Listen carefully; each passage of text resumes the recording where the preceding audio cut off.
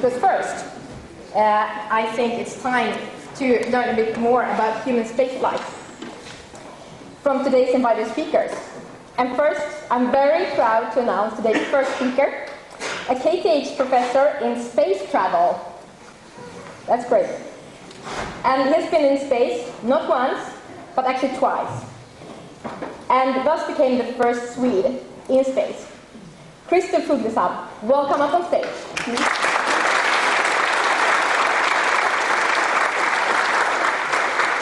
Thank you very much. Great to see so many people here, young and slightly older. And I'm very happy to give a talk which I normally do not give, because I normally talk about my own space flights. And I will not do that today, because I talk about the future. I wish I would be among those going to space in the future, but I must admit that the chances are not too bright.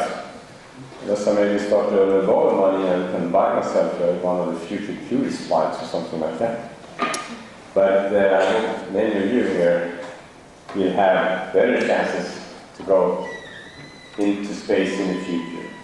So, current plans for new private spacecraft and missions. So it's basically what is now in the thoughts and planning and constructions. But I can really speculate a little bit more, even for the future, around that. So let's start from where we are. Basically today there's only 2 space vehicles that can take people to space. This is Russian, originally Soviet Union Soyuz spacecraft. Flew first time 1967, was a failure. Of course, cosmonaut died. But since then they had another accident in 71, but this is really a workhorse of human spaceflight for ages, and still is. The Chinese started to fly their own people to space first time in 2003, and they have a capsule called Shenzhou, which is suspiciously similar looking actually to the Soyuz. Rockets, and you see how they come back from, particularly from ground. You can say which one is which. Now, these are still in use, but for 30 years we had this amazing space shuttle that flew the first time in 1981 and was used until 2011. I don't know if you can get some sound there. Maybe it doesn't really matter. Well, so.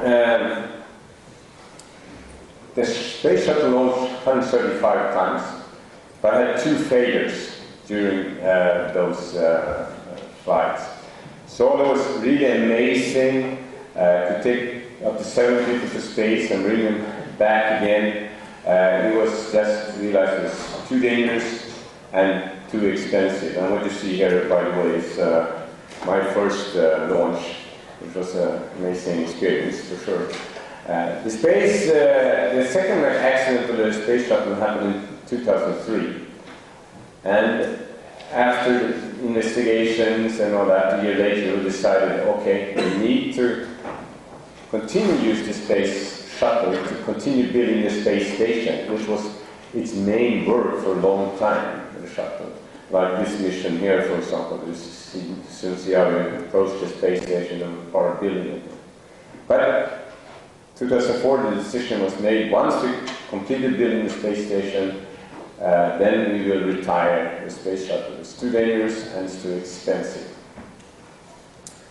So, now though, the space station is still up there, and has been manned since almost exactly now 18 years. And its current plan is that we will continue to use it until at least 2024. Everyone is agreeing that. And when I say everyone, there's 5 partners for the space station. The big one is the United States and Russia. And there's 2 kind of medium-sized, as small as Japan, bigger in Europe actually, and Europe, 10 countries in Europe, Sweden, one of them, the smallest, and Canada, the 5th partner. Everyone is agreed upon that we will continue to use at least until 2024. What happens after that with this International Space Station? Well, most likely it will be continued to use. I recently heard that there's some motion in the US Congress to kind of say we'll try to use it at least even until 2030. Before that, one of them talk about 2028. But maybe even to 2030, technologically, it's most likely possible to do that. Although I think the original lifetime was only 15 years. But this wear and tear is not too bad in space, and some of the things you can change out if you need to. So I think we will always want to have something in low Earth orbit. Because if you just want to do an experiment or test something in space and not a particular place, then that's the closest and most less expensive to go to. So it would be stupid not to have something in low Earth orbit. So I don't think, but the International Space Station is maybe too big. What particularly NASA wants to do, or the US, is try to privatize more and more of the space station. It can commercial companies take part in running some of the services or even utilizing for private science and things like that. So we'll see what's happening, but we'll be using for quite some time. So now I'm going to the future, and I will basically actually only talk about the American vehicles. And the reason is fairly simple. It's almost the only country where this happens things when it comes to new vehicles to go into space. Almost as Russia, they talk a lot, but it doesn't happen much. One other country has said that they're going to send their own people to space with their own vehicles, and that's India. Indian president recently said that we have a big celebration, I think it was 2022. And for India, we're going to celebrate and send our own people to space. Which was quite a surprise, because just a year ago I was in India. I talked to the Indian space agencies there, and they said, well, human space flight, well, maybe sometime in the very far future. But then comes the president and said, well, this is a prestige project. So, but from now on, I will continue talking about the United States. So, after 2011, until now, and really during the whole time on the International Space Station, it's been the Russian Soyuz who's been the key to sending people to the space station, bringing them back, and it's also been always there for the crew while they're there, so it's kind of a safeguard. But now, next year, 2 new vehicles will start to fly cruise to the International Space Station. And very recently, the first crews for these vehicles were announced. So it's to the left here, the so-called Starliner, produced by Boeing, and to the right you have the Dragon Crew, produced by SpaceX. And there's a lot of interesting things with these. One of the more interesting things is the way it's been done. Up to now, every vehicle going to space with people has been the National Space Agency telling a company, okay, build exactly this and this way, and then we send it to space. We build that. And these vehicles, NASA said, okay, we need to be able to send our astronauts to the space station. Any company out there want to kind of do that service, we will help you to kind of develop the vehicle with some money. Tell us how much money you need. And it started with 4 companies applying for that, and they got some money. Then it went down to 2.5 companies. I'll come back to the half one. And then in the end, there was 2 companies left. These 2. So they have gotten money from NASA to develop these vehicles, but they had to put in a lot of money themselves also. Strangely enough, Boeing got almost double that, twice as much money as the SpaceX. Don't you really understand that? But so these are the crews who will start flying. And one of the interesting things here is maybe this guy here, Chris Ferguson, because he was an astronaut, but he's not anymore. He's working for Boeing. So he will be the first, call it professional astronaut going to space, who's not employed by the National Space Agency. So, and that development will come as well. We're not in the future only be professional astronauts from space agencies, also from these kind of companies. also want to point out Sunny Williams over there, because the launch you just saw previously, she was on that launch together with me. So, if you're really interested in this, you can go to this site which you have down here. And I'll see this works here. What happens if I push there, and I probably have to do this to get this in. So there is a launch site which has all the upcoming launches for NASA. And if we scroll down there a bit, so we see what is the current plan, and here it comes. So the current plan is that in January the 1st of these, the SpaceX will fly to the space station uncrewed. And then in March, we do the same with the Boeing.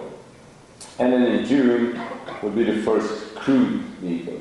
At that time, it will still not be that they will exchange the crew on the space station with these vehicles, but it will be the first new vehicle with a crew going to space. And then a little bit later next year, we see in August, current plan will be Boeing. Now, they may not really keep these dates, but I would say it's very likely that both of them, at least one of them, will fly the crew next year. And in the end, they are the dimension big enough they can take 7 people to space. All right, let's see now if I can come back here to where we were. So this works if I did it correctly or not. Obviously not.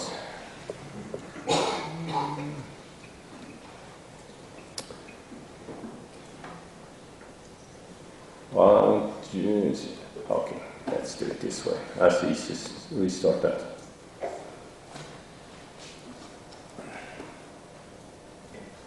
So, now that is new vehicles going to space and going to orbit. Sorry, but there's 2 others coming up next year, which will certainly take humans to space, maybe even tourists to space. And there's 2 companies called Virgin Galactic and Blue Origin. And Virgin Galactic has been a lot of talk about. Richard Branson is the guy who owns that company. And it's developed out of a prize which was won 2004 by something called the Ansari X Prize. It was a challenge that you would be able to send a vehicle with 3 people to space and then do it again with the same vehicle within 2 weeks. Space, by definition, starts at 100 kilometers altitude. And there was a famous space aeroplane designer, Burt Rutan, financed by Paul Allen, one of the Windows Microsoft founders, who won that prize with this kind of vehicle, slightly smaller. But we had a carrying aircraft, and under there you had a little space aircraft. And that in the future now will bring, this is called the White Knight, will bring this spaceship 2 up to 15 kilometers altitude, drop it. The rocket engine here will start, and you do flight up. The rocket engine will only burn for about 90 seconds, but when it stops, you have so much speed that it will continue up slightly over 100 kilometers, then you turn around and come back. And then it goes into, and it lands as a glider airplane. And some very special feature is that it has this kind of folding wings, which is done so you can survive the aerodynamics after that. You may have heard that they had a deadly accident about 2 years ago, 2 to 3 years ago, when it was going to do the first test with all of these things.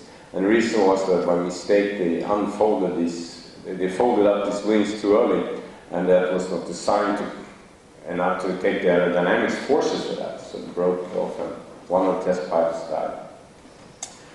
But now we're back in game, They have built a new one and they're test flying these. And actually, I was there about a month ago. My pilot for my second space flight, C.G. Sturkov, he is now a test pilot flying these things. And he took me on a simulated flight for this. It was not as good as real one, it was kind of cool anyhow. And he said, well, they are on the way, they will most likely at least do test flights like this. So he will go to space again soon. And then the big goal is that this can take 2 pilots and 6 tourists. And they want to start to fly tourists, which has sold tickets for over many years. So 700 tickets they have sold. The price now is around $250,000.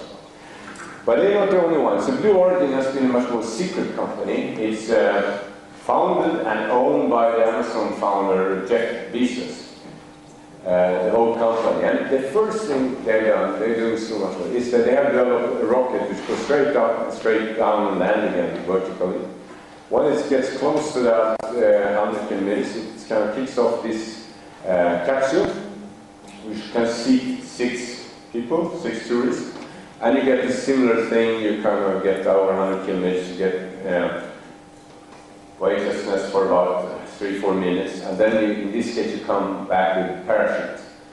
And they will, I'm pretty sure they will start sending tourists to space next year, because they have flown this rocket already 5-6 times, and they tested all the security since then. Blue Origin is, by the way, doing much more. This is only the first stage for it. Jeff Bezos is a bit like Elon Musk. He wants to go to space. He thinks it's important that humanity can kind of expand in space. So now that rocket they're using is called New Shepard, but they're building this one here called New Glenn.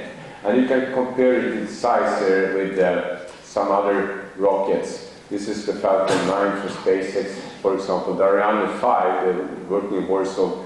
ESA recently had its 100 successful launch. And this is the Saturn V that launched Apollo. So the New Glenn uses the same technology, which they've kind of now perfected on the New Shepard, the smaller one. So that first stage should also come back, like Falcon 9 is doing. And it will be able to take 45 tons to low Earth orbit, which is typically twice what the normal rocket does today. And then we're going to put in the third stage, and I don't know how much, they haven't seen any numbers, but you can do that. But Blue Origin is aiming for the moon, and I'll come back to that. I want to pick up a bit on this thing here, because that kind of Paul Allen, who can finance that, he went further. And now they're building a super big aircraft who's going to do the same idea, so to say. This is the world's biggest aircraft. It hasn't flown yet. It's so far just been testing it on a runway. But this is something well over 100 meters. I also visited that company about 2 months ago, and they said one of the ways to really realize the enormous size of this is that on 1/2 of this wing, the whole flight of Wright brothers' first flight could be done. That kind of puts things in perspective. So this super big thing will be carrying rockets here and up. And now they recently announced that they have various ideas of what kind of rockets they have. And this is the kind of in the future what they want to put it. A kind of a small shuttle, which eventually can take also people to space. And that's Paul Allen, who's kind of on this Stratomos company as well. Now, I said that these new vehicles so far are private companies, they're working in various ways, but things are also done in the classical old way. And NASA said, okay, you're going to do this, and you build exactly that, this or that. And NASA has been developing since quite some time now a new super heavy launcher called the Space Launch System, which is more or less as big as the Saturn V. The first version will be able to take 70 tons to the Earth's orbit, and then we will add another stage and stuff, and it will be able to take 130 tons, which is more or less what Saturn V could do. And it will launch this new crewed vehicle called Orion, which is somewhat like a bigger Apollo, but will be able to take 4 crew members. And he's to go to the moon. And what's interesting is, for us in Europe, this service module here, you see the cylindrical part, that's actually built in Europe. So this time Europe is an integral part of this going back to the moon. Come more to the moon later. So the plan is that this will launch first time in 2021 now, and then we'll send an Orion unmanned around the moon and come back and test everything, and 2 years later the plan is to send the first humans going around the moon. And we'll stay in orbit around the moon for 1 or 2 weeks and then come back to Earth. But so far no plan for landing. Now, I want to show you another one. I said that is the 2.5 one. The half company who was in the race for a while to also get money from NASA to develop a human spaceflight is Sierra Nevada. And they are delivering, they're designing, building a vehicle called the Dream Chaser. And you can see here how it looks like and how it's simulated version of how it flies to the space station.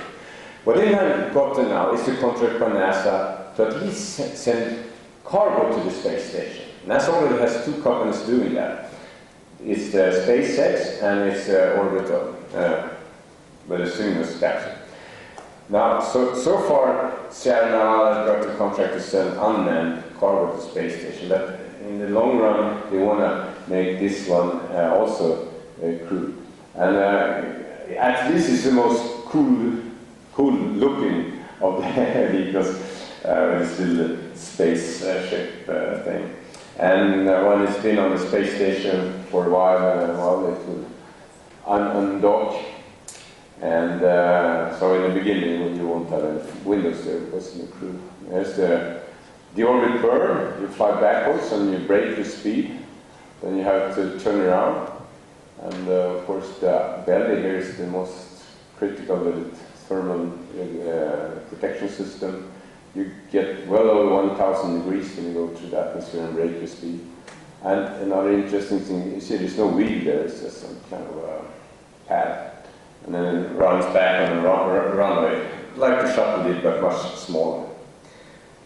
So with all these new vehicles going to space, which is not kind of national space agency, it opens other new possibilities, like space hotels.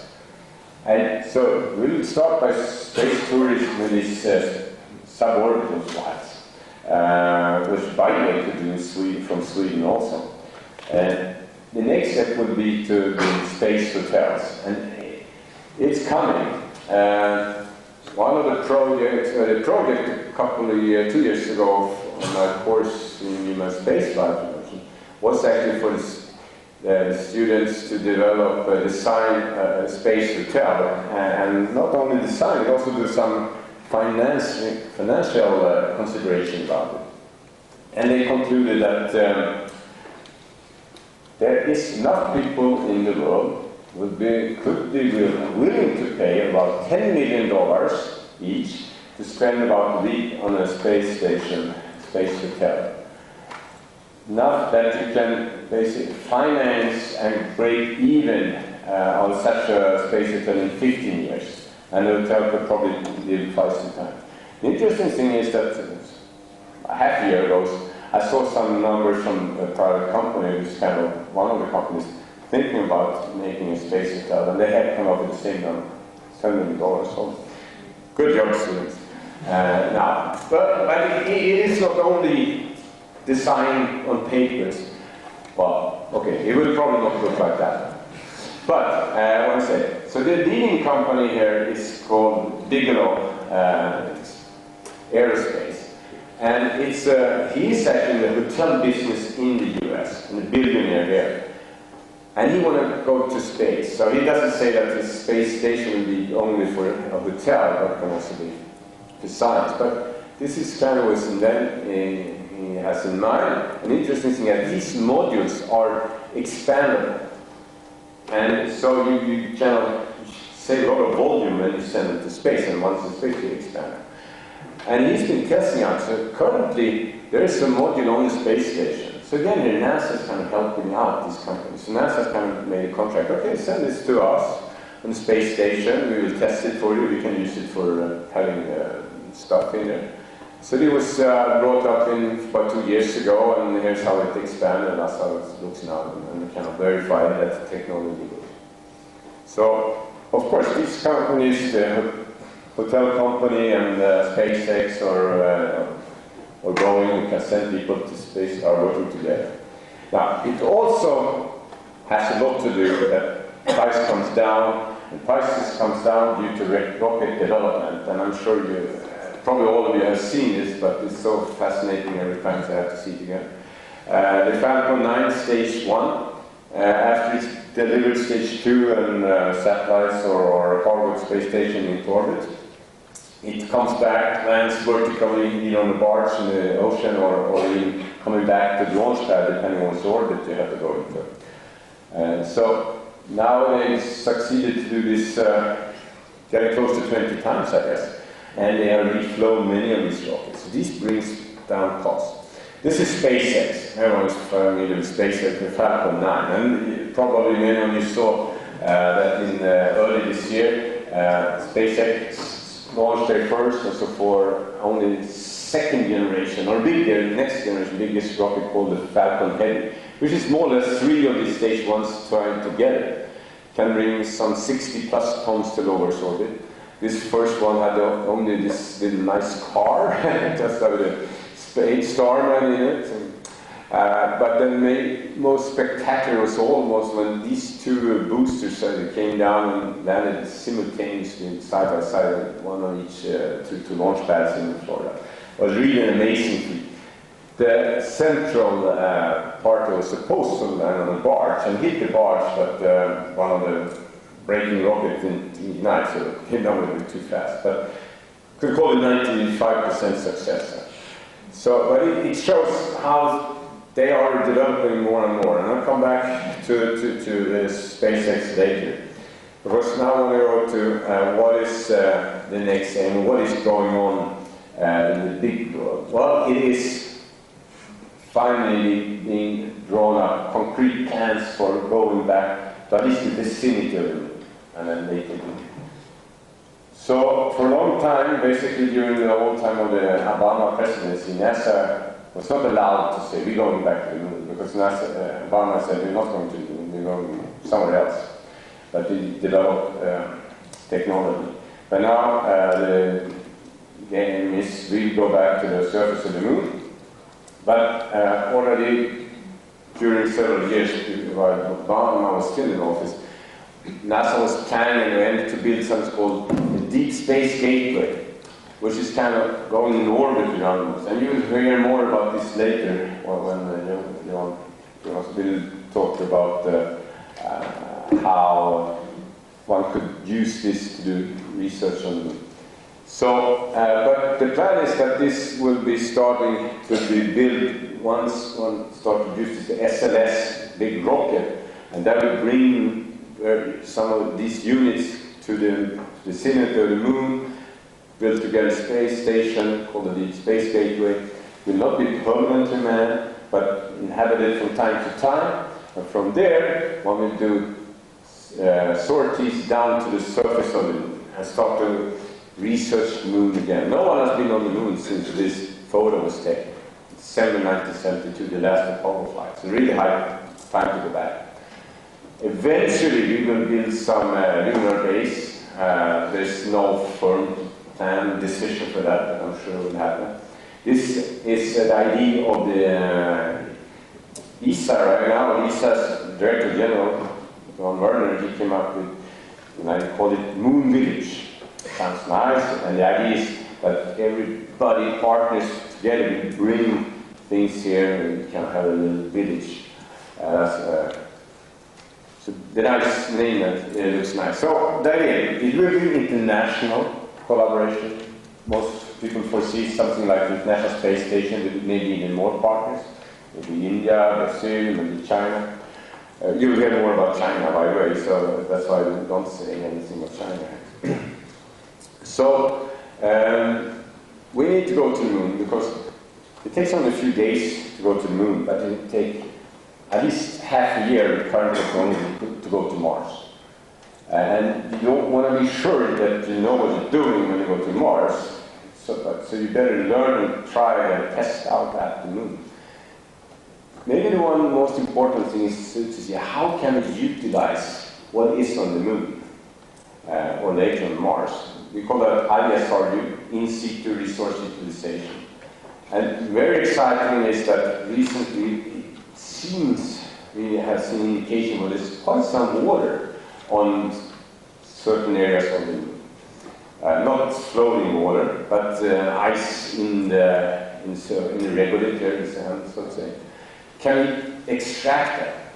From water we can make oxygen, which we need to, we can drink it, we can make propellant for rockets from that. And we can bring that up from the lunar surface to the deep space gate. We can kind of fill up the rockets there, which is much cheaper than bringing it up from Earth. There's only 1/6 the gravity on the moon compared to Earth. And so that is one of the most important things to kind of learn here, but also this science to understand the moon and do other things as well. So how do we go down there? The problem is that today we really know there's no existing lunar lander, and that's probably the biggest development steps still to be done. And that was partly because NASA was not allowed to do that, and ESA talks but don't get the money, and the Russians don't. So, but some ideas came forward recently. Lockheed Martin is one who has kind of had this reusable lander in this thing, about 24 tons dry mass, 68 tons fully fueled, compared to Apollo lander, which was 4.7 tons. This will be able to take 1.1 ton cargo down to the surface and also come back. And then we then fly between the Deep Space Gateway and the lunar surface. Blue Origin has been working on a lunar lander as well, called Blue Moon, and they maybe has actually developed further than Lockheed Martin. By the way, Jeff Bezos is financing all this by himself. It's said that he's putting $1 billion a year into Blue Origin from his kind of gains from Amazon. So if you think you pay too much Amazon, you realize at least it doesn't feel good. So they are working on this one, and they say that will be able to take 4.5 tons to the lunar surface, and they could land already by 2024 or around so. Going back to SpaceX, which has even bigger plans. Elon Musk's vision with his companies, obviously, go to Mars, a lot of people colonize Mars. And since 2 years, they're kind of talking about this. I think we internally talked about over the BRF. No, sorry, BFR should be wrong thing. So it's either the big Falcon rocket or the big something else rocket. And it's really huge. So here again you have something similar before, so, but here you see the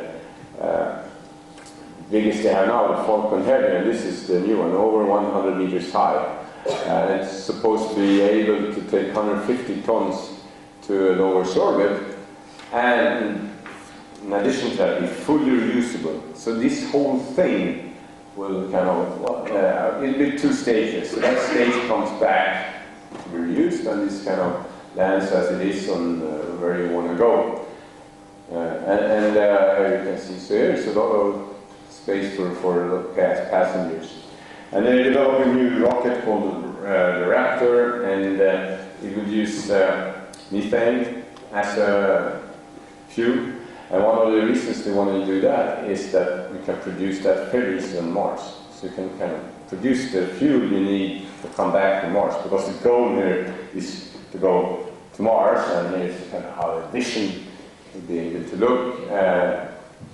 The Mars base with a couple of these rockets here.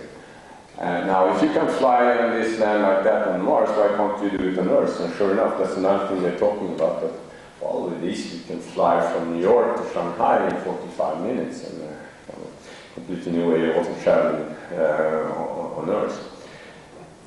Just a couple of weeks ago was another announcement from SpaceX that the Japanese billionaire had bought a flight with the BRF to go around the moon.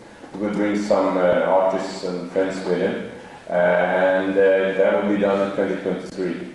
Now, if you follow the story with Elon Musk, you know that he always sets very ambitious goals with timescales we've never managed to kind of fulfill, but he normally fulfills the goal, but not on the timescales.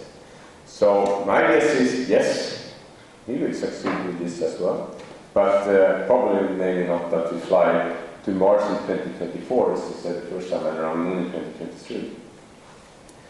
So one of the problems, of course, going to Mars is that it takes a long time. Even with this rocket, it's about 6 months. And we have the problem with radiation, for example. That is kind of the limit to go to Mars, and typically you would maybe go for 6-7 months, you would stay there for a year and a half, and then you come back another 6-7 months. Or you just go for, say, for months and then come back. But it's still so much radiation, so it's a question if it's, let's call it, ethically okay to send people and risk that they get cancer in the long run. So what we like to do, because it's very hard to protect you against this radiation, is to go faster. And there are projects which are working on new engines which would be able to take you to Mars in weeks instead of months. And in addition to that, it also gives you extra safety, because something happens in the beginning, you can actually turn around and come back, which you would not be able to do otherwise. A leading contender for this is a project called VASIM, Variable Specific Impulse Magnetoplasma Rocket. And it's an idea and a project led by NASA, former NASA astronaut, Franklin Chang-Gas.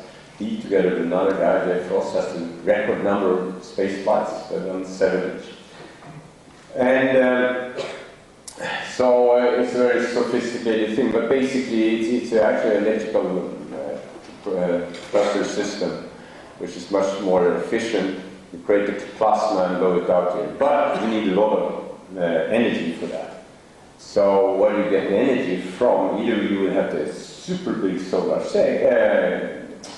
arrays, or maybe you make a nuclear power plant with you, which is not also impossible. Actually, we have a scientist researcher at KTH, who's kind of developed small nuclear plants, and he's also thinking on, how could that be used for space.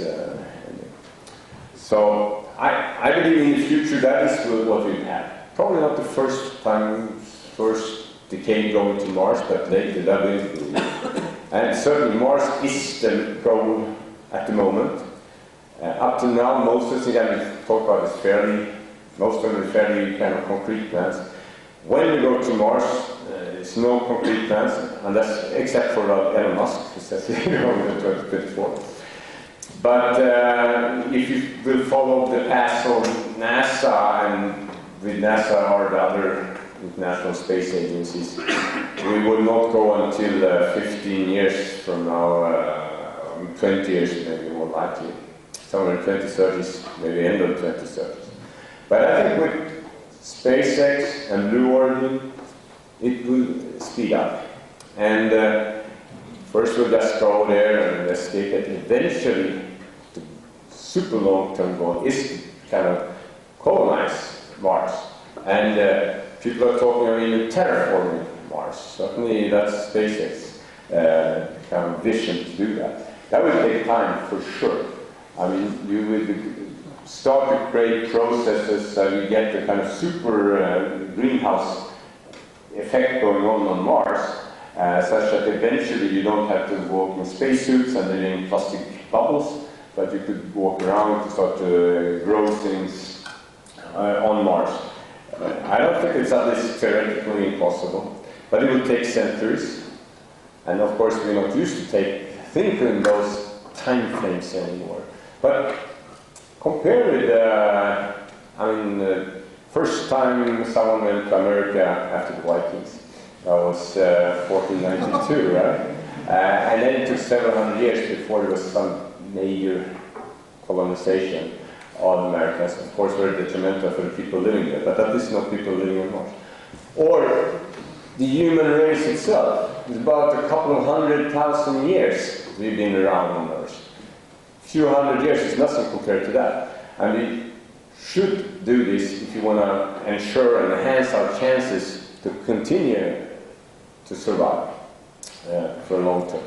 Not that I think things I necessarily would be bad here, but you know, it's like insurance, and we are developing like that. And by the way, why stop at Mars? Now everyone says it's the ultimate goal, but certainly other interesting places, like the Galileo moons around Jupiter. You know that there's water there, at least ice on them, and that's one of the most exciting objects in our solar system to explore right now. So we have a bright future, and I don't know when, but if we as a human race doesn't make, let's say, kill ourselves somehow, there's no reason either why we not eventually would be able to even travel to other stars. But then we will need some new type of spaceships, that's for sure. I don't believe in super luminous speeds, for sure, but maybe space cities where you can live for generations before you get something. All right, I went from very near-time plans next year to the very future plans. So there you have it all. Thanks a lot.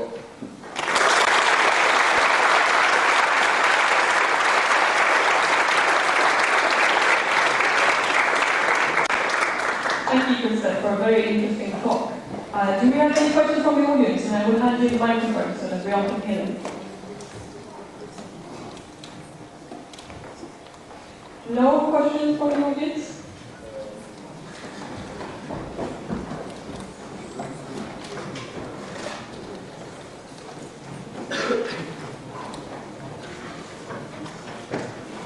Yeah, so except for propulsion, what do you think is the biggest obstacle for going to Mars?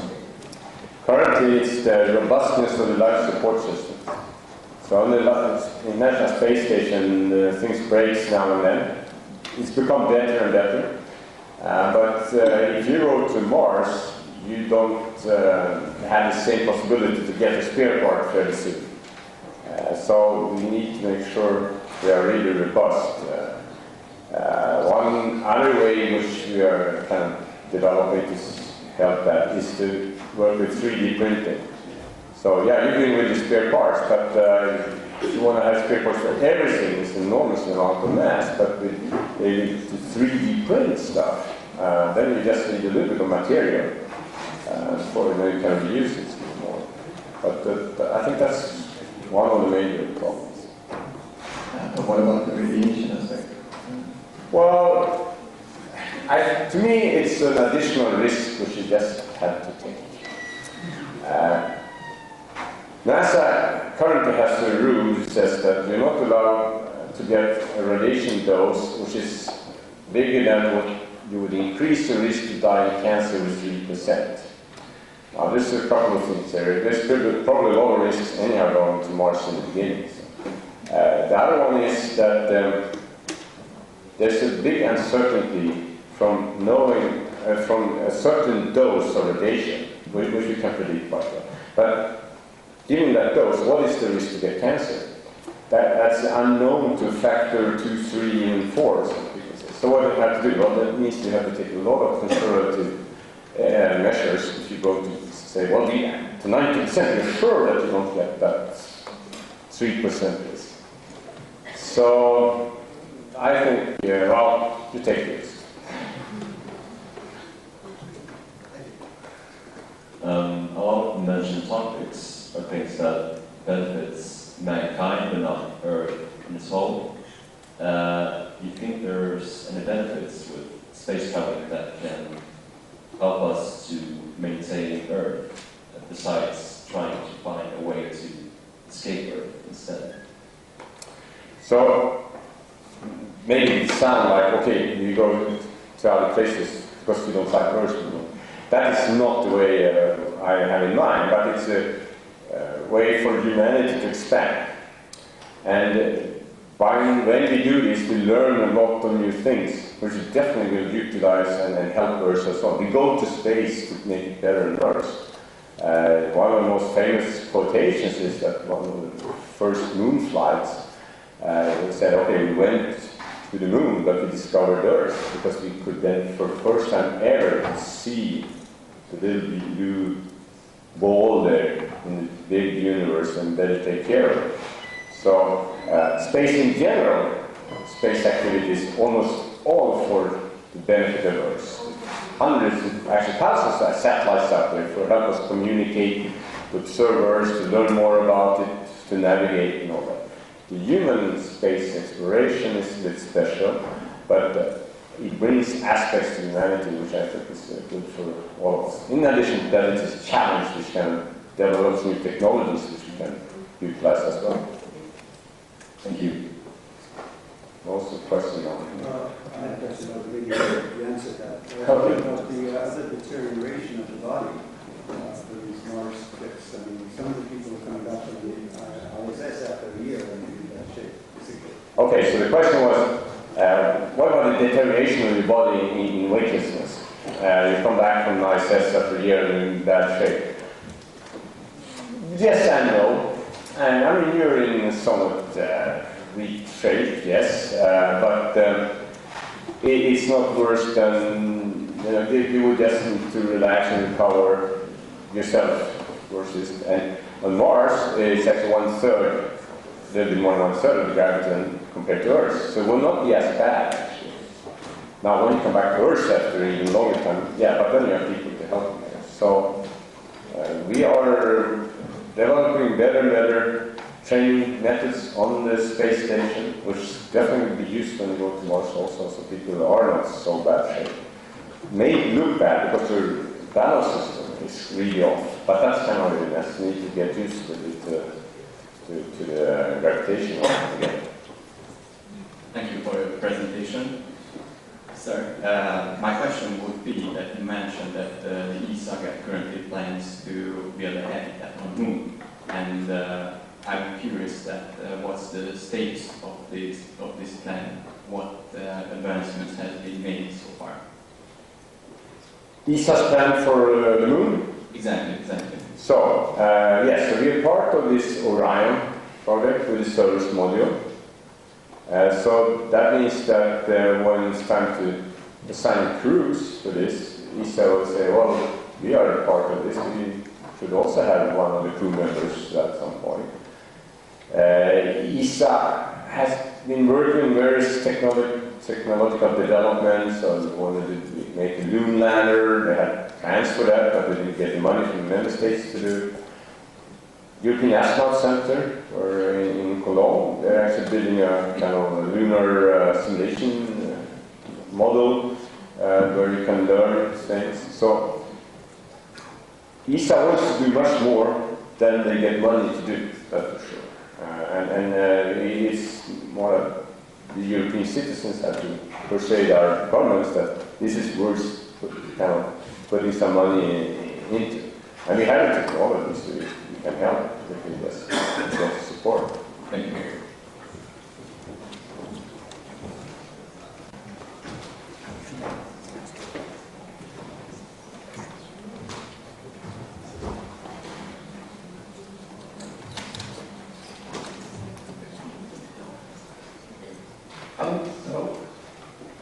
The first question you answered on risk and considering the trade-off between risk and technology.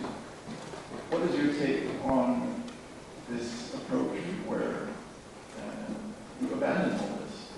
There's been cases where people will willingly stand up and sign up for a mission knowing full well that they won't come home and that they will die.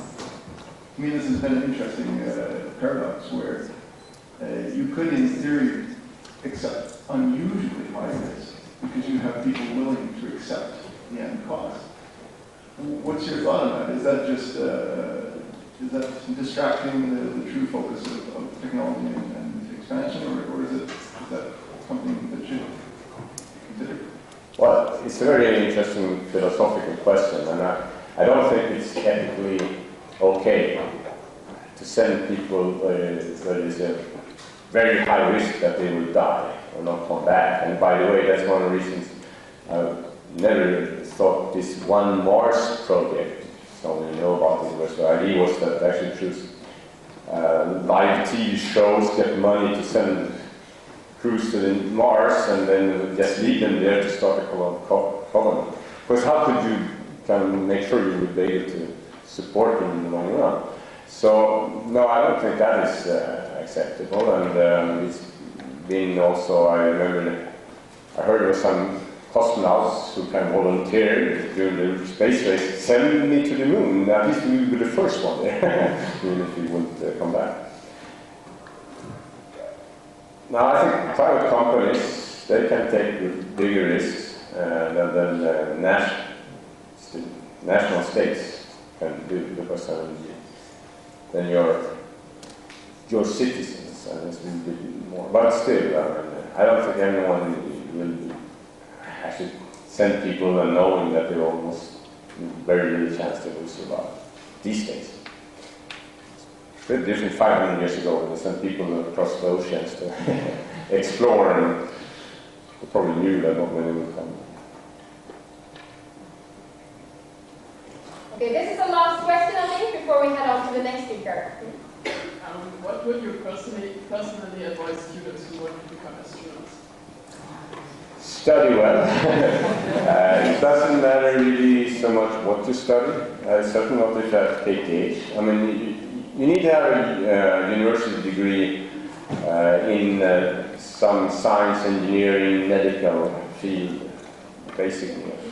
Even if you're a test pilot, which quite many astronauts are, you will also have some engineering degree typically.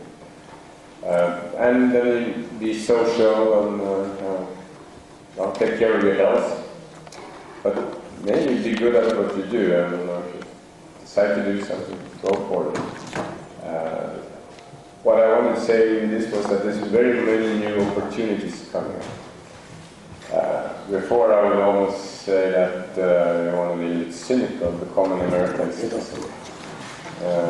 But I think you eventually will be able to work for these companies without having to be an American citizen.